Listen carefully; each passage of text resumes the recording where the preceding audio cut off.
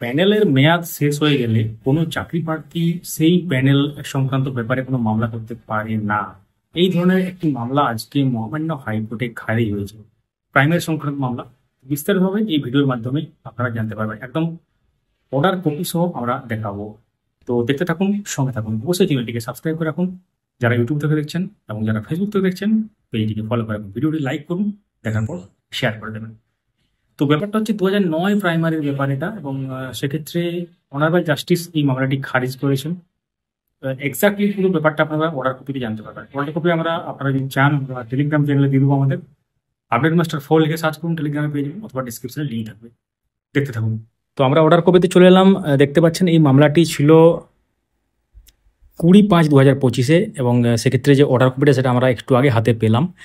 তো case number 26488 2023 সালে মামলা, এবং এই মামলাটিতে যে গুরুত্বপূর্ণ ব্যাপারটা, অর্থাৎ মামলাকারী চেয়েছিলেন প্যানেল সংক্রান্ত যে ব্যাপারে সেই সংক্রান্ত কেস, যেটা 2009 প্রাইমারি, অর্থাৎ matter relates to the recruitment candidate of appointment of the post of primary teachers in connection with second phase selection process 2009-10।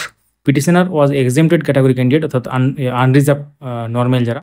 Today, by filing a report dated 13 March 2025, Chairman District Primary Schools Council Murshidabad has disclosed that petitioner obtained 15.3066 marks, whereas last temporal candidate under the category of the petitioner obtained 15.7232 marks. Therefore, it appears the petitioner did not come within the zone of consideration based on the total marks. অর্থাৎ এক্ষেত্রে zone of consideration আসতে পারেনি, যেহেতু তার নম্বরটা বা মেরিটটা কম ছিল এক্ষেত্রে, সেটা কিন্তু বলা হয়েছে।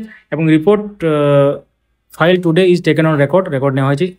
There is another aspect which does not escape notice of this court, that panel was prepared in 2010 for recruitment of primary teachers, and panel had life for a period of 2 years in the event after expiry of first year extension of life of panel was met. এক্ষেত্রে 2 বছর ছিল এক্ষেত্রে করা ছিল, এবং present writ petition was instituted on 23 November 2023, which is long after expiry of panel. মানে expiry যদি 2 বছরও ধরা হয় এক্ষেত্রে, তাহলে প্যানেলটা কিন্তু এক্সপায়ার হয়ে গেছে অনেক দিন পরে, কিন্তু পিটিশনটা করা হয়েছে অনেক বছর পরে।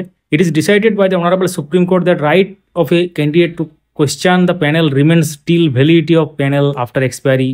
The panel candidate loses right to question validity of set panel. মানে যখন প্যানেলের লাইফ শেষ হয়ে যায়, প্যানেলের মেয়াদ শেষ হয়ে যায়, তখন কিন্তু এই প্যানেল নিয়ে কোনো প্রশ্ন করা যায় না। এটা কিন্তু মহামান্য সুপ্রিম কোর্টের এক্ষেত্রে একটা মামলা ছিল, এবং সেই মামলায় একটা রায় হয়েছিল। এবং reliance is placed on the judgement of the honourable Supreme Court reported, যেটা একটা রেফারেন্স দেওয়া আছে। Hence no relief can be granted to the petitioner at it related stage, and the writ petition stand dismissed. মানে এক্ষেত্রে খারিজ করা হলো মামলাটি।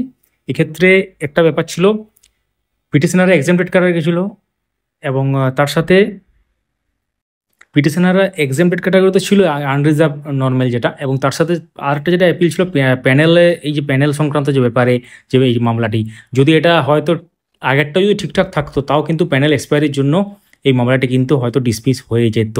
আমরা হয়তো কেন বলছি, কারণ এটা কিন্তু পর্যবেক্ষণ মহামান্য সুপ্রিম কোর্টে আগে একটা জাজমেন্ট ছিল, এবং তারই পরিপ্রেক্ষিতে এই রায়টি দেওয়া হয়েছে। তো এই মামলাটি 2009 প্রাইমারির ক্ষেত্রে, অর্থাৎ মহামান্য বিচারপতি সৌগত ভট্টাচার্যের বেঞ্চে ছিল। এই অর্ডার কপিটি আমরা আমাদের টেলিগ্রাম চ্যানেলে অলরেডি দিয়ে দিয়েছি, আপনারা সেখান থেকে দেখতে পারেন।